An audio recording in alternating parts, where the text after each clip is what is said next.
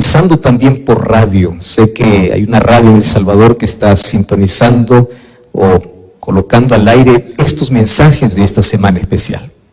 Así que mi cariño y mi abrazo para todos ustedes. Estamos aquí desde la Iglesia Adventista en El Paso, Texas, y aquí estamos viviendo momentos muy especiales de adoración, pero sobre todo este momento especial donde permitimos que Dios hable a través de su palabra. Y nuestro abrazo y nuestro cariño también para ti que estás allí participando desde casa o mientras estás haciendo cualquier otra actividad. Muy bien, hoy vamos a hablar otra vez sobre restauración. Y yo quiero que ustedes puedan acompañarme a un texto bíblico y repasar una historia muy conocida. Sin embargo, tiene lecciones espirituales importantísimas para nosotros. Vamos a Juan capítulo 8. Juan capítulo 8. Y vamos a leer a partir del versículo 3 hasta el versículo 11. Juan 8, 3 al 11. Y en estos textos bíblicos, como ya lo hicimos en el primer programa, yo voy a dejar que ustedes puedan repetir algunas frases que quiero resaltar en este mensaje. Así que si ustedes allí tienen una Biblia y si alguien no trajo, comparta que el que está al lado, el alimento es para compartir y que mejor el alimento espiritual. Juan capítulo 8, versículo 3. Dice así: Entonces los escribas y los fariseos le trajeron una mujer sorprendida en adulterio. Subrayen esa palabra en su mente. ¿Está bien? Sorprendida en adulterio. Y poniéndole en medio dijeron: Maestro, esta mujer ha sido sorprendida en el acto mismo del adulterio. ¿Ustedes se acuerdan que yo ya les dije que cuando hay una palabra que se repite más de una vez, debemos parar, pensar qué mensaje trae eso, esa historia, ese texto de la Biblia? Y aquí ya vemos que en apenas 2 versículos, los fariseos insisten en que la mujer que trajeron delante de Jesús fue sorprendida. Así que guarde esa palabra allí en la cabeza, que de aquí lo vamos a analizar. Vamos al versículo 5. En la ley nos mandó Moisés apedrear a tales mujeres. ¿Y tú qué dices? Mas esto decían, tentándole para poder acusarle. Pero Jesús, inclinando hacia el suelo, escribía en tierra con el dedo. Y como insistieron en preguntarle, se enderezó y les dijo: El que de vosotros esté sin pecado, sea el primero en arrojar la piedra contra ella. E inclinándose de nuevo hacia el suelo, siguió escribiendo en tierra. Ojo, otra vez se repite. Jesús escribe, habla y vuelve a escribir. Pero ellos, al oír esto, acusados por su conciencia, salían uno a uno. Ahora voy a dejar que eso, de allí en adelante, ustedes puedan leer. Voy a repetir el texto porque eso necesito que ustedes puedan leer. Otra vez. Ellos, al oír esto, acusados por su conciencia, salían uno a uno. Continúe la lectura. ¿Qué dice? Comenzando desde los más viejos hasta los más postreros. ¿Les parece si podemos hacerlo mejor? Vamos una vez más. Ellos, al oír esto, acusados por su conciencia, salían uno a uno. Continúen ustedes. Hasta los postreros. Y quedó solo Jesús y la mujer que estaba en medio. Enderezándose Jesús y no viendo a nadie sino a la mujer, le dijo: Mujer, ¿dónde están los que te acusaban? ¿Ninguno te condenó? Ella le dijo: Ninguno, Señor. Entonces Jesús le dijo: ni yo te condeno. Vete y no peques más. ¿Cuántas veces has escuchado este sermón? Yo imagino que la mayoría de personas, pues, de acuerdo al tiempo que está en la iglesia, este es uno de los mensajes más predicados para poder hablar sobre el perdón de Jesús. Mas hoy yo quiero extraer de esta historia 4 puntos importantes. ¿Está bien? Entonces, si ustedes hoy se van aprendiendo 4 cosas de esta historia, digan que valió la pena, porque hoy vamos a aprender. Me encanta porque la Biblia es el mayor libro de enseñanza, es el mejor libro por excelencia para poder educar la mente. Y hoy queremos educarnos a través de una historia no inventada, no es una parábola. Esto es un hecho real que sucedió cuando Jesús estuvo aquí en la tierra. Entonces hoy vamos a analizar 4 puntos. Y una de las cosas que yo entendí, que las personas aprenden mejor no solo cuando escuchan, sino cuando repiten. Hay un asunto interesante en nuestro cerebro, que cada vez que ustedes escuchan y repiten lo que escuchan, la enseñanza se reafirma. El cerebro puede recordar mejor. Ustedes ya se dan cuenta cómo los niños aprenden. ¿Cómo es que las enseñanzas de jardín o de inicial lo recordamos toda la vida? Porque la profesora escribía, hablaba y nos hacía repetir. En la vida a veces solamente escuchamos, y lo que escuchamos solamente se queda un porcentaje mínimo.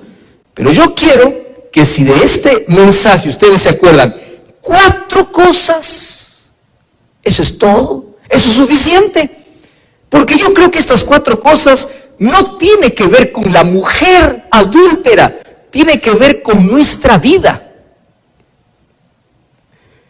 Tiene que ver conmigo. ¿Pero cómo? Primera cosa, vamos a la primera. Primer asunto. Les dije que la palabra que se repetía al comienzo era que ellos insistían diciendo que esta mujer fue sorprendida en el adulterio. Esta es una cosa graciosa y les voy a decir por qué. Fíjense qué curioso. Estos líderes que trajeron a los pies de Jesús a esta mujer, entre comillas, sorprendida, estaban haciendo el mayor acto de injusticia contra esta mujer. ¿Pero cómo? ¿Acaso estaban mintiendo? No, no estaban mintiendo, pero estaban siguiendo un acto injusto. ¿Qué cosa es lo que mandaba la ley de Moisés? La ley de Moisés no mandaba apedrear solamente a uno, sino a los 2 adúlteros. Entonces la pregunta es, ¿dónde está el hombre? Es imposible que esta mujer adultere solita. ¿No les parece? Para que exista adulterio, tiene que existir otro. ¿Cómo yo puedo sorprender? Decir, yo lo vi adulterando. ¿Con quién? No sé, solita. ¿Qué tipo de adulterio es ese? La pregunta es, ¿por qué no trajeron a los 2? ¿Por qué solamente a una? Ya por ahí está curioso el asunto. Y aquí Juan, que escribe, que narra la historia, dice, les voy a explicar. El problema no era el adulterio de la mujer. El problema es que estos líderes estaban tendiendo una trampa para Jesús. El problema no era el adulterio apenas el asunto de fondo. El problema era que los líderes imaginaron, pensando una situación del cual Jesús no podría escapar. Y ustedes saben que el diablo maquina horas y horas y horas para poder crear circunstancias donde te mete en un callejón sin salida y dice, a ver, ahora sal, ahora, ¿cómo vas a salir de esta? Si lo hizo con Jesús, ¿cuánto más lo hace con nosotros? Ahora, fíjate una cosa. Cuando tú creas que no existe salida, acuérdate de esta historia. Porque Cristo siempre tendrá una salida para aquel callejón cerrado. ¿Y cuál era el callejón sin salida? Fíjate la pregunta. Maestro, esta mujer fue sorprendida. La ley de Moisés dice una cosa. Ahora, aquí estamos con las piedras en las manos. Tú ordenas que apedreemos, que cumplamos la ley. ¿Y dónde estaba la trampa? Si Jesús decía, sí, apedreen a esta mujer, los líderes religiosos hubiesen acusado a Jesús delante de los líderes romanos, porque Jesús no tenía autoridad para dar pena de muerte. Pero si Jesús decía, no lo apedreen, delante de toda la gente hubiese dicho, este es un hereje, porque no guarda la ley de Moisés. Entonces, Jesús no podía decir ni sí ni no. Estaba en un callejón sin salida, humanamente, callejón sin salida. Y antes de poder hablar sobre cómo Jesús resuelve los callejones sin salidas de la vida, déjenme hablar un poquito acerca de estos hombres que llevaron a esta mujer. Ustedes saben que estos hombres que llevaron a esta adúltera a los pies de Jesús, cada vez aumentan más dentro del mundo religioso. Gente que no está preocupada en la condición del pecador. Gente que solamente está buscando un pecado para acusar, no para ayudar. ¿Ustedes conocen gente así? Gente que jamás está dispuesta a extender la mano, a orar, a ofrecer ayuda, no. Pero aparece algo, es el primero que provoca el escándalo, es el primero que acusa, es el primero que tiene la piedra en la mano. O sea, esta gente anda ya con piedras en la vida. Al primero que ellos encuentran pecador, quieren lanzar la piedra y quieren decir, este merece morir, este no merece. Y estamos viviendo en una sociedad de quien merece y quien no merece. Tú no mereces, él sí merece. Tú mereces, él no merece. Y hay gente que está allí, yo no merezco, yo no merezco. ¿Quién te dijo que no mereces? La familia, los amigos, la iglesia, el líder, el pastor. ¿Quién te dijo? Porque vivimos en una sociedad así, donde hay tanta piedra que se lanza ante el primero que se equivoca. Hay gente que anda con piedras en la mano. Gente que no está preocupada en la salvación, simplemente en la condenación. Esos son los instrumentos de Satanás que tiene en todo lugar. En la casa, en el trabajo, en la escuela, en la universidad y en la iglesia. Mucha gente así. Gente con piedras. Ante el primer defecto, piedra y piedra y piedra. Ustedes saben en la Biblia quién es el único encargado de poder acusar, es el diablo. Así que cuando yo veo a alguien que solamente está acuse y acusa, acusando y acusando, que sí, que esto, que hizo, solo lo malo se acuerda, nada lo bueno, lo malo y lo malo, acusa, acusa, acusa, tú ya sabes de dónde viene. Porque Satán significa literalmente acusador. Así que acusar debe ser el asunto más serio que nosotros debemos considerar en la vida. Porque según la psicología, existe un mecanismo de defensa llamada proyección. Y si ustedes no lo han escuchado, hoy lo van a escuchar y van a entender un poquito de qué se trata la proyección. Proyección es mirar con lupa los errores del otro, pero minimizar el mío. O mejor, miro mi problema en el otro y al ver mi problema en el otro, me da ira, me remuerde. Por eso es que la persona que siempre está hablando mal del otro porque es así y es asá, está escondiendo algo, solo que está dentro, no lo expresa. Yo entendí algo.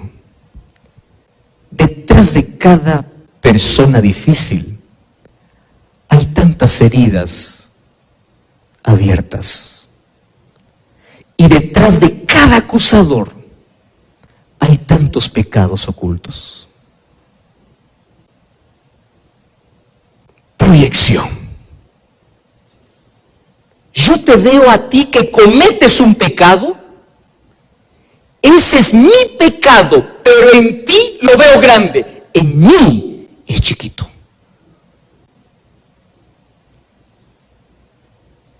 Y me da tanta rabia que tú lo cometas y yo no pueda. Así que como yo no puedo cometerlo, me da ira. Entonces yo te voy a acusar. Yo voy a hacer todo lo posible para acusarte, inclusive maldecirte y decirte que tú no mereces nada, que tú mereces morir, porque me afecta tanto ver mi propio problema en el otro.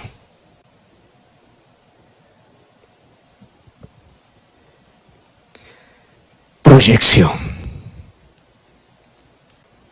Pastor, ¿y por qué está hablando de proyección? Porque toda esta gente que estaba con piedra en mano acusando a esta mujer, ¿por qué nadie le dio un piedrazo a esa mujer? ¿Por qué nadie tiró la piedra? ¿Por qué? ¿Acaso no estaban seguros que esta mujer merecía morir? ¿Acaso no estaban seguros de que esta mujer fue sorprendida en adulterio? ¿Por qué no tiraron la piedra? Porque todos estaban en la misma condición. Solo que estos líderes proyectaban su problema en el otro. Y Jesús por eso repitió varias veces, en lugar de mirar la paja de tu hermano, mira la viga que hay en el tuyo. Y ¿saben una cosa? Cuando ustedes ven en la Biblia, hay personas que creen que Dios los ha levantado para reprender a todo pecador. Y a mí me preocupa porque cada vez aumenta ese grupo de personas. Personas que como si fuesen enviados por Dios y dice, yo he sido enviado por Dios para anunciar que tú eres pecador, que la iglesia está mal, que el líder está mal, que el pastor está mal, que todo el mundo está mal. O sea, yo estoy bien, todos están mal, yo estoy bien. Pero y están allí acusando y detrás complicando la vida de todo el mundo y tirando piedra y tirando piedra. ¿Y sabes por qué me preocupa? Me preocupa por lo siguiente. Cuando Jesús estuvo aquí en la tierra, las mayores reprensiones que dio nunca fue a los pecadores. ¿Sabes a quién dio las reprensiones más duras? A los religiosos. Yo no voy a encontrar una reprensión a alguien diciendo, hey, tú miserable pecador, mereces morir. Hey, pródigo, tú no mereces volver a casa. Yo no encuentro a la mujer adúltera diciendo, adulteraste, sí, tiren la piedra. No encuentro, pero sí encuentro a Jesús siendo duro con aquellos que tienen el rostro de santidad y el corazón podrido. Yo no encuentro a Jesús despreciando al ladrón en la cruz, ni a la adúltera allí cuando le trajeron a él, ni en la parábola del pródigo que representa a él, que cuando lo acabó todo, no hay reprensión para él, pero sí hay reprensión para los líderes, diciéndoles sepulcros blanqueados, por fuera brillan, por dentro están podridos. Entonces la pregunta es, ¿por qué la reprensión es para ellos y no para aquellos que son sorprendidos en pecado? Porque Dios no ve como nosotros vemos. Nosotros vemos acciones específicas. Dios ve motivaciones escondidas. pastor, entonces no hay que decir nada, hay que quedarse calladito, vemos algo y nos quedamos así, de ojos cerrados. No. La Biblia dice que si tú ves que tu hermano peca y cae, primero, no te escandalices. Segundo, no lo publiques. Anda, búscalo, ora, ayúdale. Una vez, 2 veces, 3 veces. No quiere cambiar, ahora sí, anda con alguien más, anda. Y después, eso de poder publicar un error debe ser el último recurso. Pero el proceso es, anda tú a solas. Así que cuando alguien viene con un cuentito y te diga, yo tengo la calientita, yo tengo la última y no sabes, vi a fulano. ¿Ya fuiste a visitarlo? ¿Estás seguro? ¿Te contaron? ¿Ya oraste con él? No. Primero andas tu trabajo y luego vienes y me cuentas. No quiero saber. Porque es así como Jesús trata a todos los pecadores. Y porque nadie puede decir que es más santo que otro. La santidad de la cual habla la Biblia es la comunión diaria con Dios, que el Señor va puliendo nuestro carácter, nos hace semejantes a Él, pero dentro todavía está la naturaleza de pecado. Así que aquel que piensa que está firme, mire que no caiga.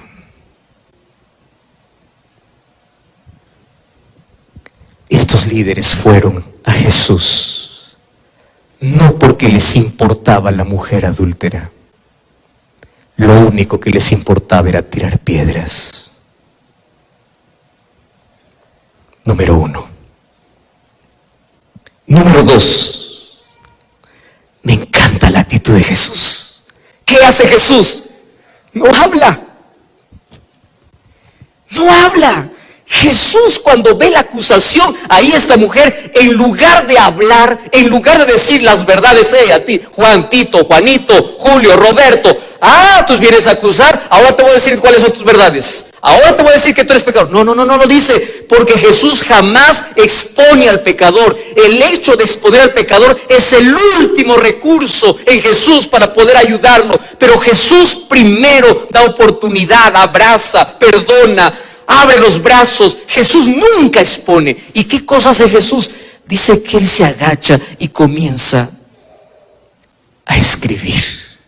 Eso es lo segundo que tú debes hoy, la segunda lección de hoy. La primera, tira las piedras que tienes en las manos. Es la primera lección. Segunda lección, ¿por qué Jesús escribe? Ustedes saben que en la Biblia aparecen solamente 4 veces a Jesús o a Dios. Bueno, Jesús es Dios. En toda la Biblia encontramos a Dios escribiendo solamente 4 veces. ¿Cuál es la primera vez que encontramos a Dios escribiendo? Éxodo 20, su ley. ¿Y dónde lo escribe? En tablas de piedra. Eterna. Incambiable.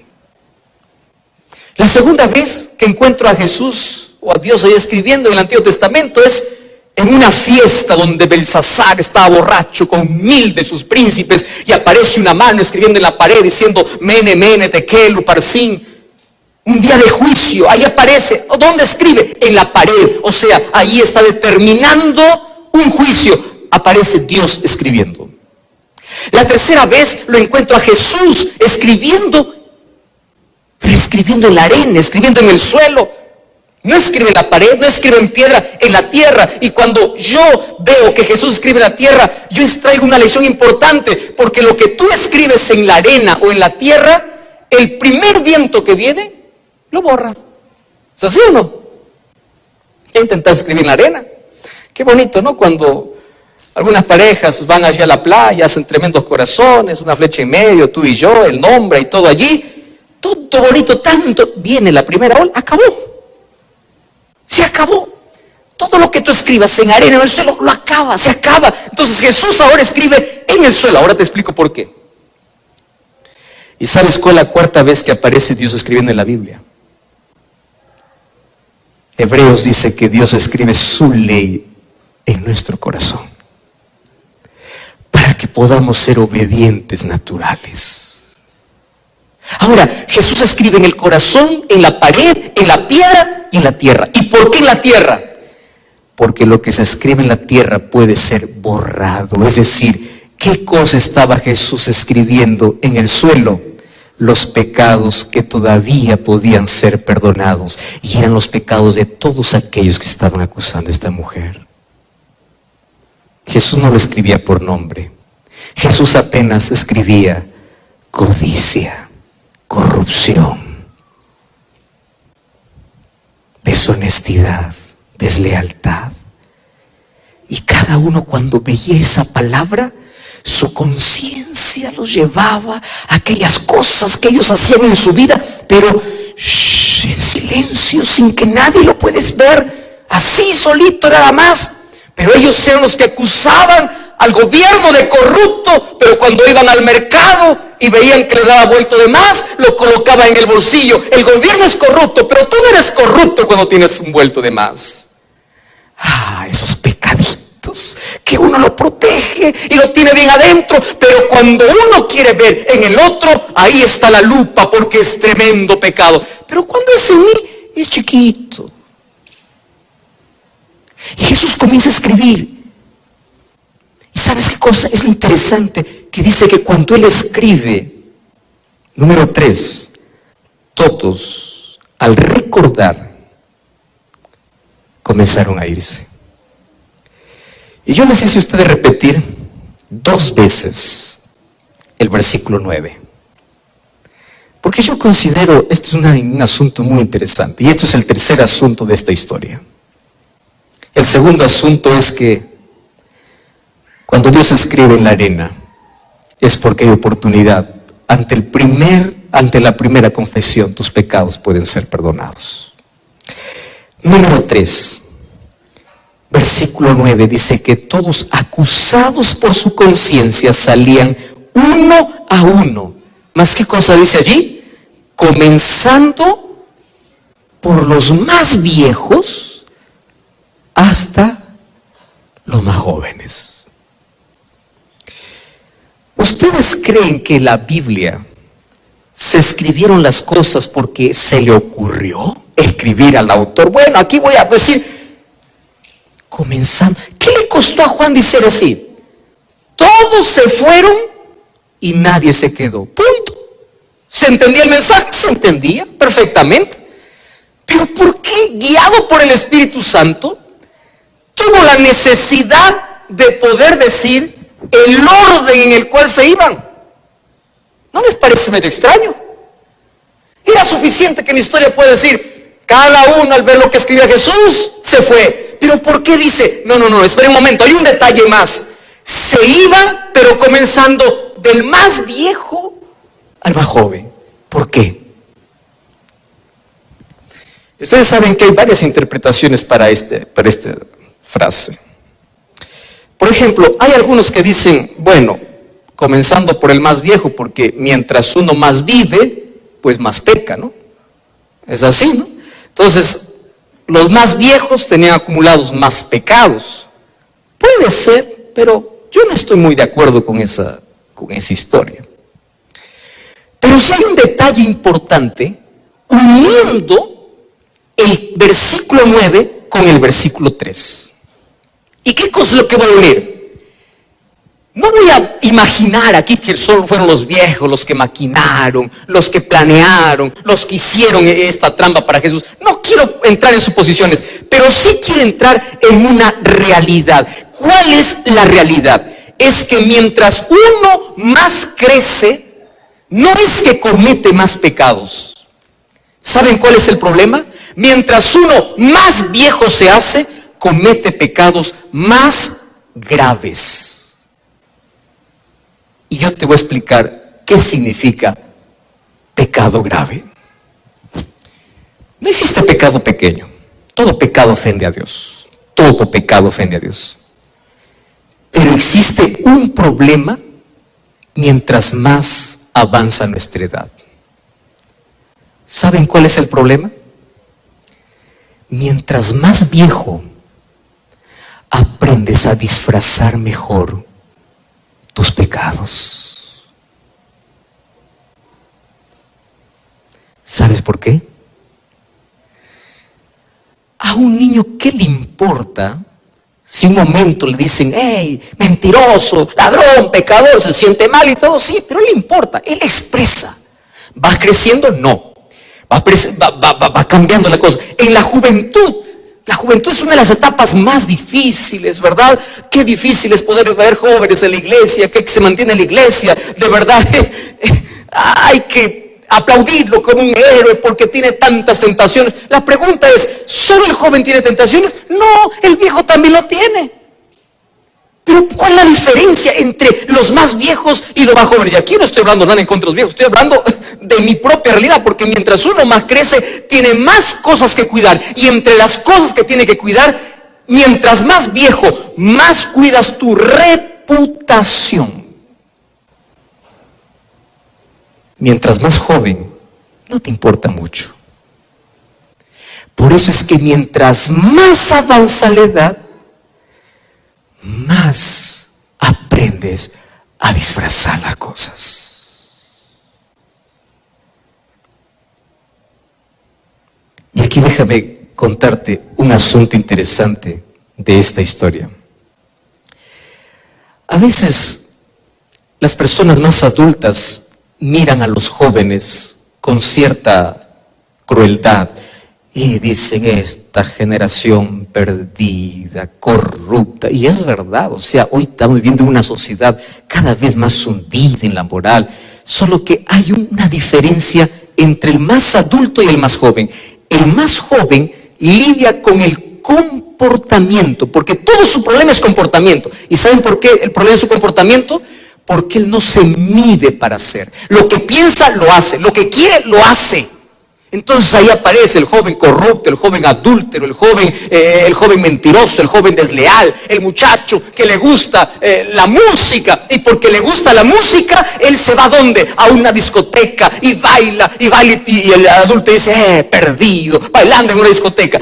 Solo que el adulto tiene un problema, no va a la discoteca, pero cuando está en su casa y nadie ve, sube el volumen, baila solo. Claro, no está en la discoteca, pero está en la casa. Y a veces nos admiramos, y yo aquí no estoy justificando por ese acaso. Ay, miren ese muchacho hundido en el vicio, hundido en qué, en la borrachera y todo. Ustedes saben cuál es la mayor borrachera de la vida, aquellos que se emborrachan de orgullo. Y el orgullo, dice Camino a Cristo, que es uno de los pecados que más ofende a Dios. No quiere decir que los otros pecados no ofenden. Lo que estoy diciendo es que pecado más grave, ¿por qué? Porque como está oculto, nadie lo apunta. Pero como está descubierto, todos lo apuntan. Yo recibo tantos mensajes de jóvenes, pastor, me siento sucio, me siento culpable, ayúdeme. Jóvenes que son conscientes de su realidad y cuando se ven hundidos en el pecado, buscan ayuda. ¿Tú crees que los viejos, mientras más viejos, van a confesar lo que hacen? No. Se acostumbra. En silencio, calladito. Hace algunos meses atrás, yo escuché una de las frases que más me ha hecho estremecer en mi corta experiencia. Y esa frase dice así: Dios es más ofendido con la hipocresía de uno que se cree santo que con la sinceridad del pecador.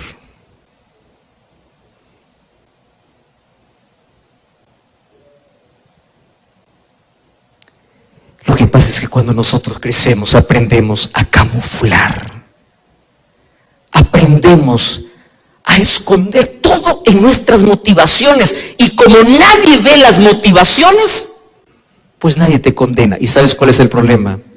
Que un día pierdes la noción de la realidad y piensas que lo tuyo ya no es pecado. Pecado, los otros. Yo camufladito, es chiquito.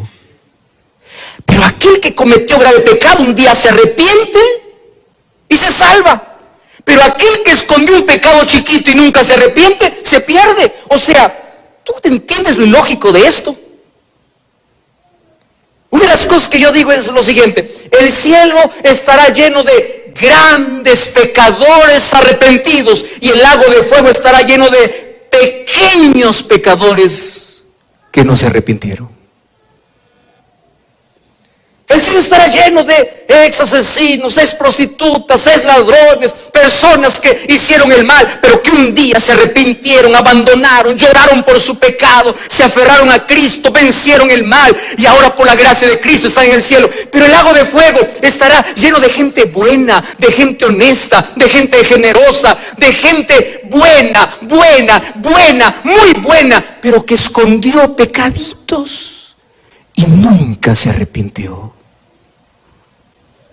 Se acostumbró.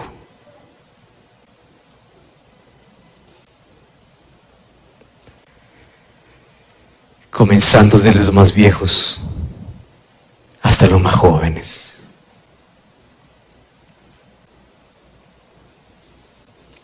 Y con esto yo no quiero decir que mientras uno es más viejo la historia tiene que ser así. Lo que estoy diciendo es que mientras más crecemos, más tendemos a ocultar nuestras imperfecciones, nuestros pecados. Y una de las cosas que aprendemos mientras más crecemos es a justificar en lugar de arrepentirnos. Justificar. Número 4. Como me encanta. Este es el Jesús que yo amo y el Jesús que yo predico y nunca me cansaré de hacerlo. Ese Jesús que a nadie le dijo por nombre: oye, pecador, miserable. No, simplemente escribió. Y solitos se iban uno a uno, acusados por su conciencia, porque todos estaban en la misma condición, todos merecían morir. Las piedras que iban a lanzar eran las piedras para ellos mismos. Entonces,